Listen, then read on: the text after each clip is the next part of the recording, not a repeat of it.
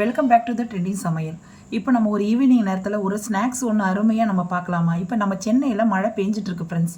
இப்போ நம்ம மழை பெஞ்சிருக்க இந்த வேலையில் நம்ம இந்த மாதிரி அருமையான ஒரு ஸ்நாக்ஸ் வந்து பிள்ளைங்களுக்கு செஞ்சு கொடுத்தோன்னா பிள்ளைங்க நல்லா விரும்பி சாப்பிடுவாங்க.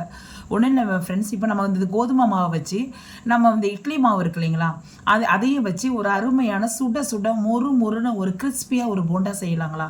அதுக்கு நான் வந்து எந்த கப்பால் நான் அளக்குறேனோ ஃப்ரெண்ட்ஸ், அதே கப்பால் தான் எல்லா அளவும் அளந்துக்கணும். நீங்கள் இப்போ 1 கப் அளவு கோதுமை மாவு எடுத்திருக்கேன். இதை நம்ம வந்து ஒரு ஒரு பவுலில் நம்ம போட்டுக்கலாம். இப்போது ஒரு பவுலில் போட்டுக்கலாம். இப்போ நம்ம பெரிய கப்பில் வந்து நம்ம வந்து 1 கப்பு போட்டோம் இல்லைங்களா, இது மெஷரிங் கப்பு. அடுத்த கப்பு இது மெஷரிங் கப்புன்னு சொல்லிட்டு 3 கப்பு இருக்கும் இல்லைங்களா, அதில் வந்து இதில் ஒரு 1/2 கப்பு வந்து ரவை சேர்த்துக்கலாம். இதில் 1 கப்பு வந்து நம்ம எந்த கப்பால் நம்ம வந்து கோதுமை மாவு அளந்தோமோ அதே கப்பால் வந்து இட்லி மாவு புளிச்ச மாவாக இருந்தாலும் பரவாயில்லைங்க, புளிக்காத மாவு இப்போ ஃப்ரெஷ்ஷாக அரைச்ச மாவாக இருந்தாலும் பரவாயில்ல. இதில் வந்து ஆனியன் வந்து 1 வெங்காயம் போட்டுக்கோங்க. இப்போ வந்து ஒரு 2 பச்சை மிளகாய் போட்டுக்கலாம் ஃப்ரெண்ட்ஸ். அப்புறம் கொஞ்சோண்டு வந்து கருவேப்பிலை போட்டுக்கலாம். கொரியாண்டர் லீவ்ஸ் கொஞ்சம் போட்டுக்கோங்க. இஞ்சி கொஞ்சம் போட்டுங்க ஃப்ரெண்ட்ஸ், நல்லா வாசனையாக இருக்கும் போண்டா. கொஞ்சோண்டு சீரகம் போட்டுக்கோங்க. ஒரு 1/2 டீஸ்பூன் வந்து மிளகுத்தூள் போட்டுக்கோங்க, பெப்பர் தூள், கொஞ்சம் நல்லா வாசனையாக இருக்கும்.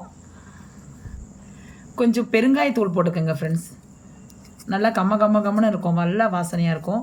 போண்டா வந்து வாயில் போடும்போது நல்லா வாசனையாக இருக்கும். தேவையான அளவு சால்ட்டு போட்டுங்க ஃப்ரெண்ட்ஸ். நீங்கள் மாவில் வந்து ஆல்ரெடி உப்பு போட்டுருந்தேன்னா கொஞ்சமாக போட்டுக்குங்க. இது வந்து நல்லா இந்த போண்டா வந்து இப்போ இந்த மழைக்கு சுட சுட நல்லா கிறிஸ்பியாக இருக்கும். எதனால் சொல்கிறேன்னா ஃப்ரெண்ட்ஸ், ஆல்ரெடி வந்து நம்ம இது வந்து நம்ம இட்லி மாவில் வந்து உளுந்து போட்டு அரைச்சிருக்கோம். அதனால் உளுந்து போட்டால் நல்லா புசுன்னு இருக்கும். அதில் வேறு நம்ம கோதுமை மாவெல்லாம் அரைக்கிறோம் இல்லைங்களா, அதனால் இதில் வந்து நம்ம வந்து சோடா மாவு எதுவுமே போட தேவையில்லை. இது மட்டும் இது வரைக்கும் போட்டு நம்ம நல்லா செய்யலாம். நல்லா புசு நல்லா இருக்கும், நல்லா இது சாப்பிட்றதுக்கு சுவையாக இருக்கும் ஃப்ரெண்ட்ஸ். இப்போ இதெல்லாம் போட்டு நம்ம தண்ணி ஊற்றி மிக்ஸ் பண்ணிக்கலாம். எந்த கப்பால் நம்ம வந்து மாவு அளந்தோமோ அதே கப்பு தண்ணி வந்து அந்த மாவு தண்ணி தாங்க, வேறு ஒன்றும் இல்லை. நீங்கள் கொஞ்சமாக ஊற்றி பிசைஞ்சிக்கிங்க. ரொம்ப தண்ணி ஆயிடுச்சுன்னா எண்ணெய் ரொம்ப குடிக்கும் ஃப்ரெண்ட்ஸ். இப்போ நான் அதில் வந்து நான் 1 கப்பு ஊற்றினேன் ஃப்ரெண்ட்ஸ். இதை பாருங்கள், ரொம்ப கட்டியாக இருக்குது மாவு. இதில் வந்து ஆனால் ரொம்ப தண்ணி ஊற்றக்கூடாது, அதுக்கு தான் நான் சொல்கிறேன். கொஞ்சமாக இப்போ வந்து நான் 1 கப்பு ஊற்றிட்டேன்.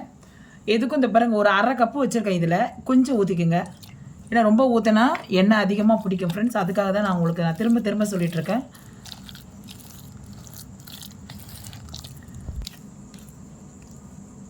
ஓகே ஃப்ரெண்ட்ஸ், இப்போ நம்ம வந்து இது ஒரு 5 நிமிஷம் அப்படியே நம்ம ரவை போட்டிருக்கோம் இல்லைங்களா, அது அப்படியே ஊறட்டும் ஃப்ரெண்ட்ஸ். இப்போ வந்து தண்ணி வந்து கரெக்டாக இருக்குது. நான் கரெக்டாக வந்து 1 கப்பு ஊற்றிட்டு இதை பாருங்க, கொஞ்சம் தண்ணி தான் மீந்திருக்கு. ஓகேங்களா, அவ்வளோதான். ஏன்னா வந்து நீங்கள் திட்டமாக தண்ணி ஊற்றிங்க, 1 கப்பு ஃபுல்லாக ஊற்றணும்.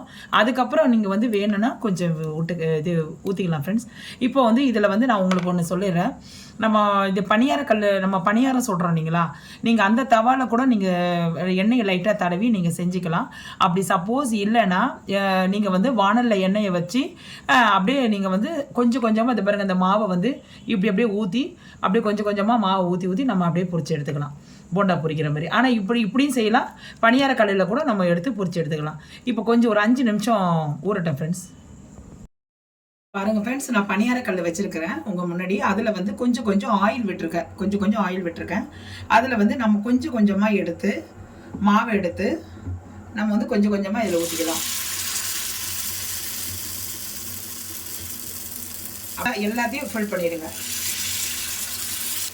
ஓகே ஃப்ரெண்ட்ஸ், இப்போ பாருங்கள், நான் ஊற்றிட்டேன். அப்படியே நம்ம வந்து இதை கவுத்து போட்டுடலாம். ஓகே ஃப்ரெண்ட்ஸ், இப்போ நம்ம எல்லாத்தையும் திரும்பி போட்டோம். இன்னும் கொஞ்சம் நேரம் வெந்தோடனே நம்ம எடுத்துடலாம். வந்து வானலில் போட்டு எடுக்கிறதா இருந்தாலும் நீங்கள் எடுத்துக்கோங்க.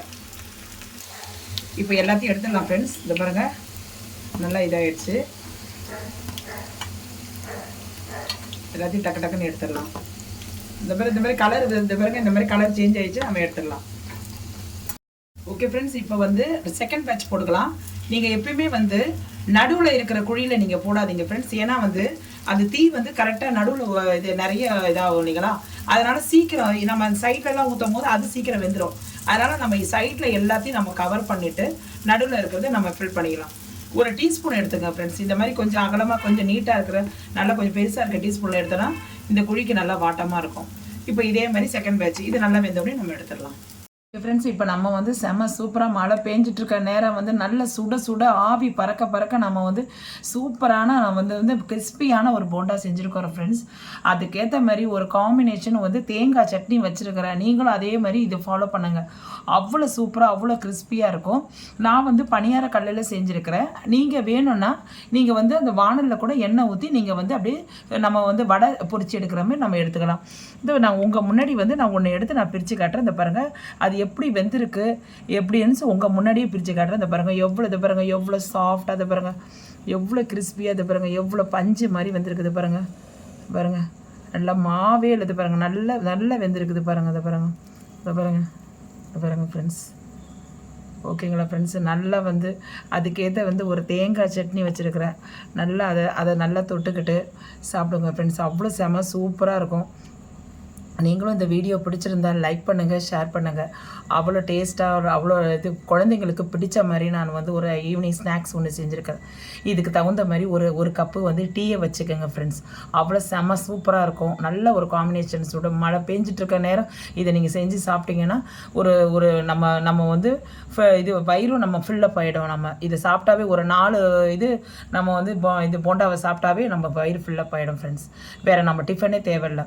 ஒரு டிஃபனாகவும் எடுத்துக்கலாம், நீங்கள் ஒரு ஸ்நாக்ஸாகவும் எடுத்துக்கலாம். இந்த வீடியோ பிடிச்சிருக்கா பாருங்கள். பிடிச்சிருந்தால் லைக் பண்ணுங்கள், ஷேர் பண்ணுங்கள், சப்ஸ்கிரைப் பண்ணுங்கள். உங்களுக்கு பிடிச்ச நண்பருக்கு யாராவது இருந்ததுன்னா இதை ஷேர் பண்ணி விடுங்க. புதுசாக பார்க்குறவங்க நண்பர்கள் யாராவது இருந்துச்சுன்னா சப்ஸ்கிரைப் பண்ணுங்கள் ஃப்ரெண்ட்ஸ். மறக்காமல் பெல் ஐக்கானை கிளிக் பண்ண மறந்துடாதீங்க.